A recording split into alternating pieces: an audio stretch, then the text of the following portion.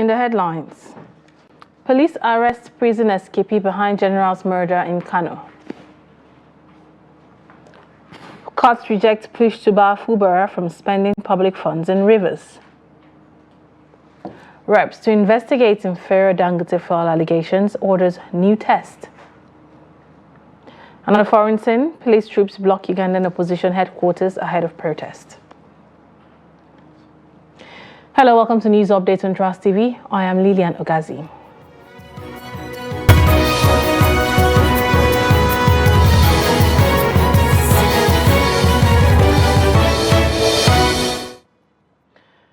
Now to the news.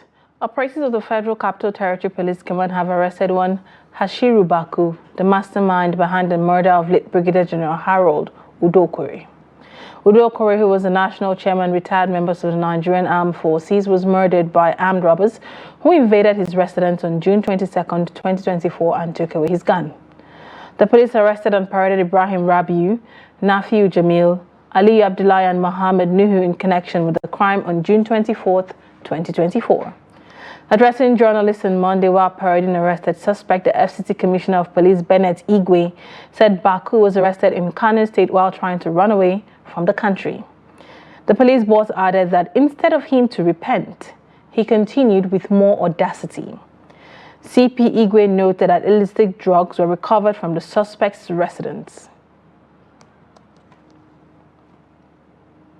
Meanwhile, the Nasarawa State Command of the Nigerian Security and Civil Defense Corps has arrested 3 suspects for allegedly burgling worship centers and stealing amplifiers, batteries, and microphones in different parts of the state.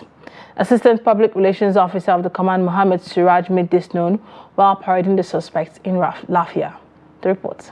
Parading the suspects before newsmen, the command's Assistant Public Relations Officer Mohammed Suraj said the suspects have been burgling worship centers, particularly mosques, and carting away items. He said as a result of intelligence gathering and collaboration with the Nasarawa Youth Empowerment Agency (NIA), the command apprehended the prime suspect, Dauda Muhammad, who usually visits mosques to steal these items and sell to his wanting buyers. He said the 2 other suspects, Simon Uwanfo and Ibrahim Peter, who were the buyers of the items, were arrested after the prime suspects identified them at different locations in the state.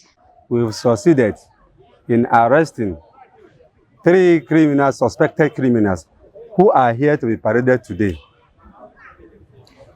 Among them, we have the prime suspects in person of Dauda Muhammad, who specialized in burglary and theft.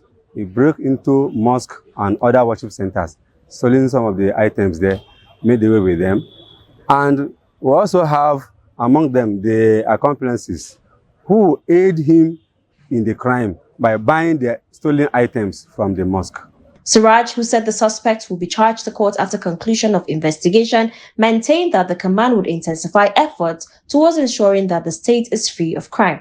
On his part, the prime suspect, Dauda Muhammad, admitted committing the crime but attributes it to economic hardship in the country. I used to go to mosques around Lafayette Metropolitan here and be stealing arms and battery.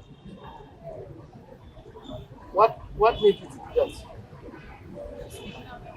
It's because I don't have any work to do. I'm an orphan. That's the reason. I don't have just to do something to survive. That's what I used to do. That's why I used to do it. He also informed to be an ex-convict who served a 2-year prison term in Umaisha Correctional Service after stealing some items in 2021.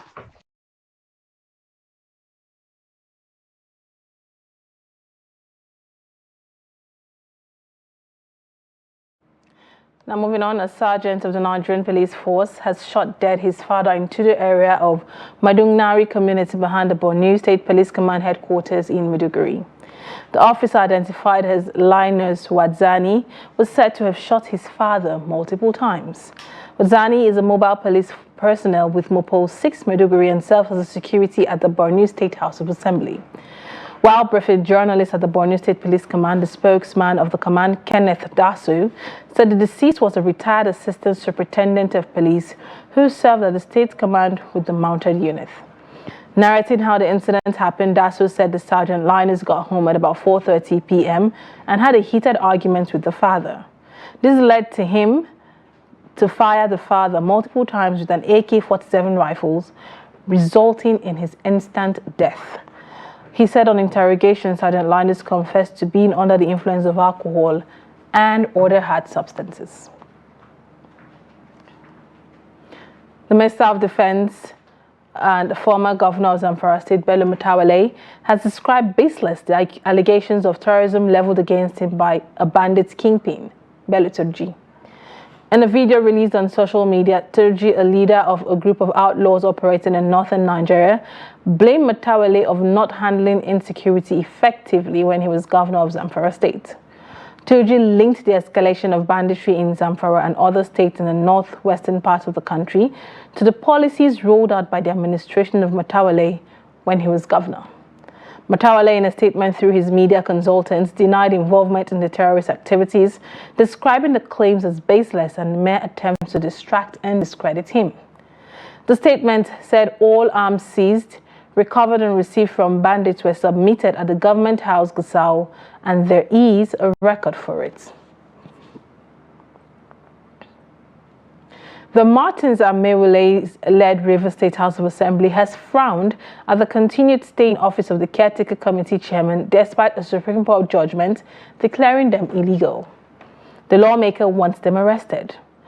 At plenary on Monday, the leader of the House, Major Jack, informed the members of the certified true copy of the aforementioned Supreme Court judgment in his possession, which he laid before the Speaker. While presenting his report, the chairman of the House Committee on Local Governments, Ignatius Onwuka, raised an alarm over the continued activities of the CTC chairman despite the Supreme Court's judgment. In another submission, the member representing the Andoni constituency, Ofix Kabang, accused Governor Fubara of instigating anarchy. After voting, Amewule called on the police to arrest the caretaker committee chairman wherever they were seen parading themselves as heads of local governments. He mandated the chairman of the House Committee on Information to inform residents of the state of their decisions. Meanwhile, the Federal High Court in Abuja has declined to bar Governor Siminalayi Fubara from spending government's funds pending the hearing and determining the suit filed by Martins Amewule-led River State House of Assembly. Ruling on the motion ex parte, Justice Emeka Nwite declined to grant the prayers, though he ordered the plaintiffs to put the defendants on notice. Justice Nwite, however, granted the motion ex parte to serve the 5th to 10th defendants in the matter by substituted means. The judge further adjourned the matter to 7th of August to hear motion unnoticed. The court ruling comes after Fubara last week vowed to remain upright and never to govern the state on bended knees, no matter how much he is pushed politically. He said there was a fierce battle to destroy the soul of the state, but expressed optimism that he will win the battle with the support of well-meaning persons who are standing firmly with him. Still on legal matters, the Court of Appeal sitting in Abuja and presided over by Justice A.M. Lamido has reaffirmed governorship candidate, the nomination of Asri Ighodalo as the governorship candidate of the People's Democratic Party in Edo State. In a unanimous judgment delivered by Justice Lamido, the appellate court on Monday threw out an appeal brought by former Deputy Governor Philip Shuaibu. Recall that Shuaibu had challenged the May 27 judgment of Justice James Omotosho of the Abuja Federal High Court, which declared Ighodalo as a rightful and duly nominated candidate of the PDP in Edo State. The appellate court held that the trial court was right and unassailable in its ruling, determining that Shuaibu did not meet the condition precedents before instituting the action, rendering the suit premature. The court also affirmed the trial court's decision that Shuaibu failed to prove his allegations of voting allocation against a respondent, noting that conduct of the election and its results are presumed regular until proven otherwise. Consequently, the court dismissed Shuaibu's case and awarded a cost of 1 million naira against him in favor of the respective respondents.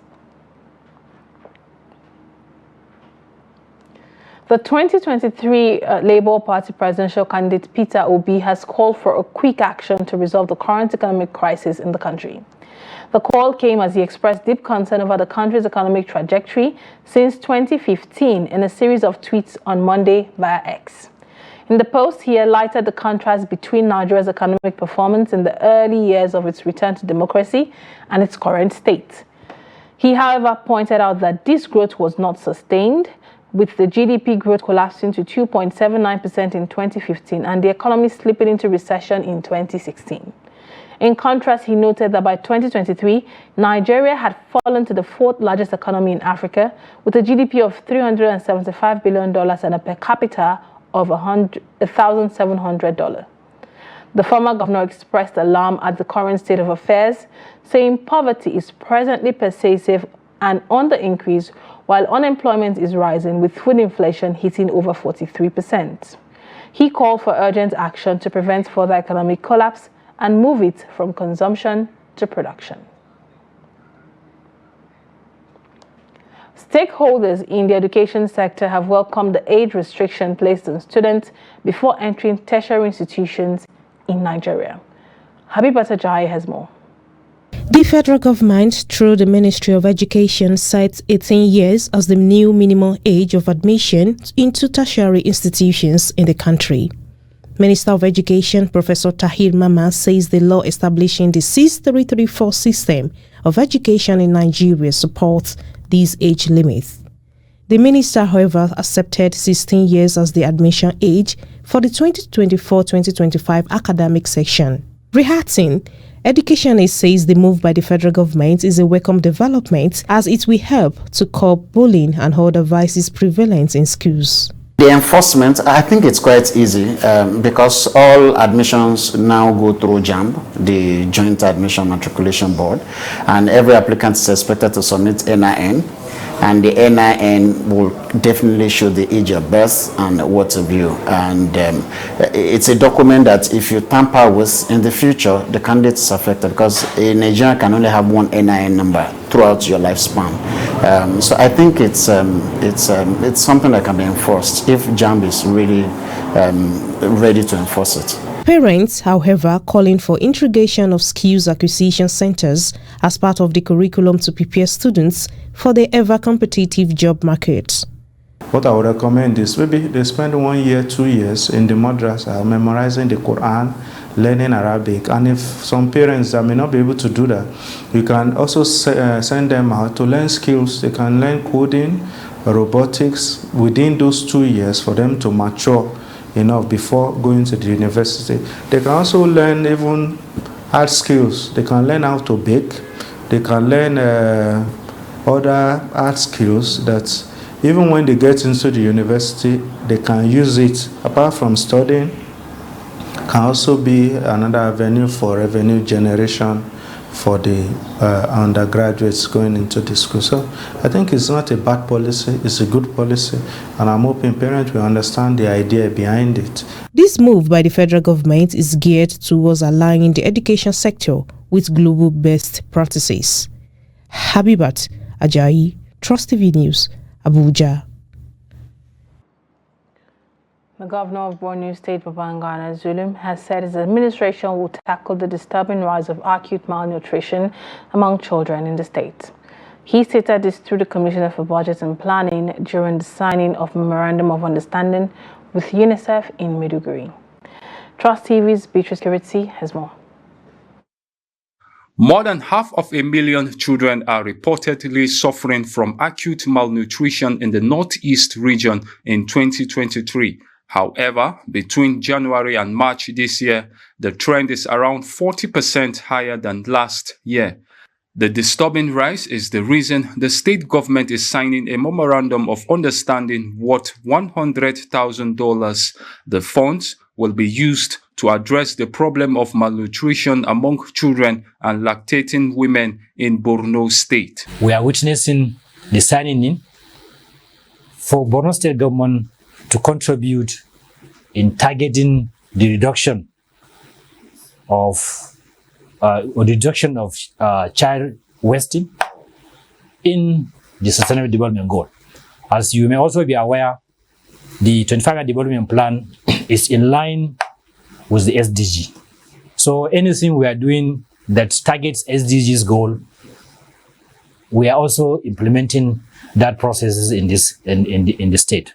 There are 480,000 children who were treated with acute malnutrition across the Borno, Adamawa and Yobe state in 2023.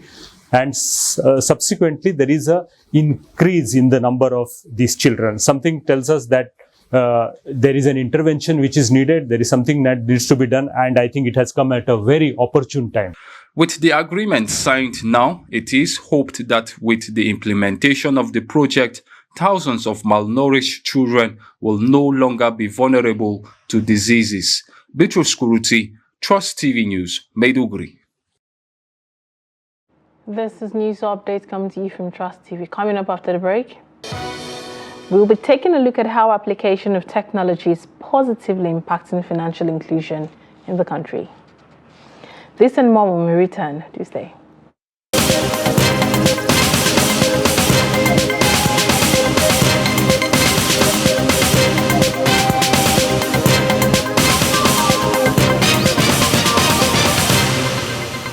Are you in search of a top-tier studio equipped with state-of-the-art gear for your next productions? Look no further than Trust TV. At Trust TV, we pride ourselves on offering a sizable studio space, furnished with cutting-edge equipment, perfect for podcasts, video productions, and audience-based shows. From professional cameras to advanced lighting setups, we've got everything you need to bring your vision to life. And the best part, our rates are affordable without compromising on quality. Ready to elevate your productions? Contact Aisha at 0803-646-3018 to book your studio at Trust TV today.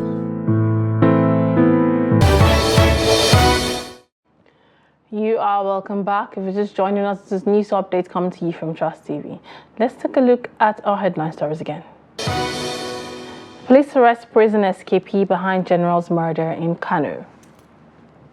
Court rejects push to bar Fuber from spending public funds in Rivers State. Now moving on. The House of Representatives Joint Committee of Midstream and Downstream investigating alleged domestic production of substandard petroleum products, non-availability of crude oil to domestic refineries and other related matters, has promised to carry out a thorough investigation by inviting all stakeholders to get to the root of the burning issue. Chairman of the Joint Committee, Kenga Guchinyere, stated this at the opening of the investigation on Monday. According to him, the committee will also conduct a legislative forensic investigation into the presence of middlemen in crude trading, indiscriminate issuance of licenses, alleged unavailability of international standard laboratories to check all the adulterated products, influx of contaminated products into the country, the allegation of non-domestication of profits realized from crude marketing sales in local markets, abuse of the PFI regime, importation of products already being produced in Nigeria, and use of international trading companies to resell fuel stock to local refineries at a high markup price. We are committed to transparency, thoroughness, and accountability throughout this process that will help us to identify and resolve the underlying issue plaguing Nigeria petroleum sector. The committee is also urging stakeholders in the current dispute to de-escalate tension as the committee embarks on the great task of resolving the issue. My dear colleague, Honorable Ikenga and I are fully committed to addressing these areas of concern. The task ahead of us is undoubtedly challenging, but we are confident in the abilities of men and women within our committees to help us to discharge these duties. Their experiences, passion, and drive will be instrumental in achieving our set objectives. To the Nigerian public, we are giving you the assurance of our commitment to thoroughly and fearlessly address all issues raised within and by us, and with a great sense of responsibility.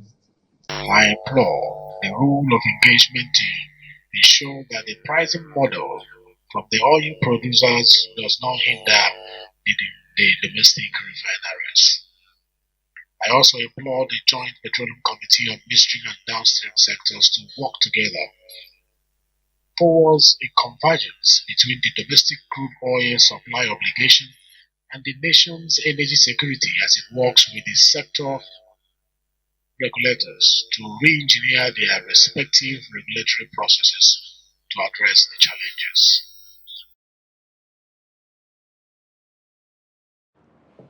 Now moving on, Nigeria's e-payment platforms have recorded tremendous progress over the past few years, reflecting significant growth in the application of technology to payment transactions.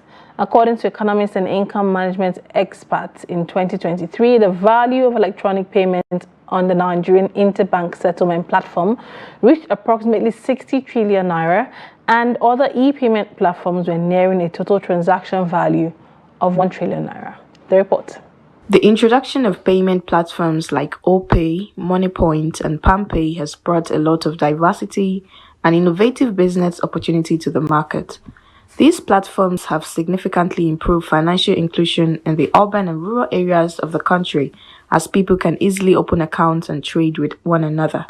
However, there are still challenges such as occasional complaints about the failure of e-payment transactions. The best support we can get to support the e-payment system is to strengthen our IT infrastructure, our internet infrastructure, particularly the broadband, the fiber optic cables that they seek to lay around the country. And that is the best support that the government can give. Then from a regulatory point of view, the central bank needs to ensure that these fintechs that are onboarding so many customers and so many citizens are also properly regulated. We just need to actually look at what is the current problem, which is the issue of fraud around it, which is the issue of network, which is the issue of infrastructure. So, and we just need to actually tackle that from that, improve the internal security so actually prevent fraud, ensure that there are two levels of authorization.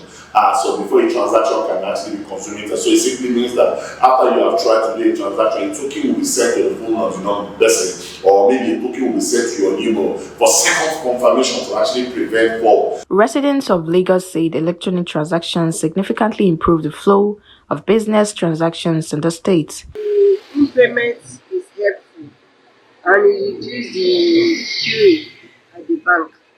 But the only thing I there is the charges. They are charging us much. When we receive money, they will charge us. When we send that, they will charge us. If they can reduce the charges. I say that in-payment transaction is very good because it helps people to get access to their money at easiest rate, and for them to get move on with their business transactions. So like if you go to ATM machines sometimes great people, sometimes the network will not be available. So the network was flexible. So e-payment transaction is make people easier to access their money. The e-payment system in Nigeria has significantly contributed to the growth and development due to increased level of financial activities among the people. And in business, the president of the Manufacturers Association of Nigeria, MAN, Francis Meshoye, has said that the policies of the federal government in the last 1 year have made manufacturing business unattractive in Nigeria. Meshoye noted that manufacturers was hit by fuel subsidy removal, naira devaluation, recent electricity tariff hikes, and interest rate hikes in Nigeria. He lamented that the growth of manufacturing is seemingly not on the front burner of the federal government. Meshoye explained that the country's rising headline and food inflation, which stood at 34.19% and 40.87% in June respectively, is majorly affected by food and energy price hikes. He stressed that Nigeria's interest rate, which stood at 26.25% in May 2024, is also a major hindrance to businesses in the country. And away from Nigeria, Ugandan opposition leader Bobi Wine said heavily armed security forces on Monday besieged his party's headquarters, arresting several leaders on the eve of a planned anti-corruption march which has been banned by the authorities.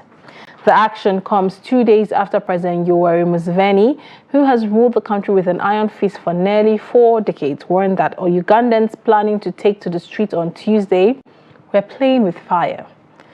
Wine, whose real name is Robert Kayagulani, said the headquarters of his National Unity Platform in Matawalle, a suburb of the Ugandan capital Kampala, was surrounded by security forces before a planned party press conference. Wine said several party leaders have been violently arrested, but this was not confirmed by the police. Ugandan police spokesman Kituma Rusoke said the deployment of the police and army at the NUP offices was out of security concerns. Ugandan authorities have frequently cracked down on the NUP and Wine, a pop star turned politician who challenged Museveni unsuccessfully in the last elections in 2021. The anti-graft movement in Uganda has taken inspiration from anti-government demonstrations that have shaken neighboring Kenya for more than a month, led largely by young Gen Z Kenyans. Rusoke said Ugandan police were seeking to dissuade protest organizers from taking what we see as a potential anarchic approach. And in sport, the Super Sand Eagles will host Mauritania in the second leg of the 2024 Beach Soccer African Cup of Nations qualifier at the Murtala Mohammed Square, Kaduna on Saturday. Abdullahi Issa's side defeated Mauritania's 5-4 in the first leg in Nouakchott. It was the Super Sand Eagles' first international outing in 5 years. Victor Tail netted twice for Nigeria in the keenly contested game, with Emeka Ogbonna, Taiwo Adams and Emmanuel Owefera scoring the other goals. The Super Sand Eagles are expected back in the country on Tuesday. A draw will be enough for the team to secure a place at the 2024 Beach Soccer AFCON. With that, we've come to the end of News Update here on Trust TV. Do not forget to follow us across all our social media platforms for more news programs and documentaries. Thanks for watching. I am Lilian Ogazi.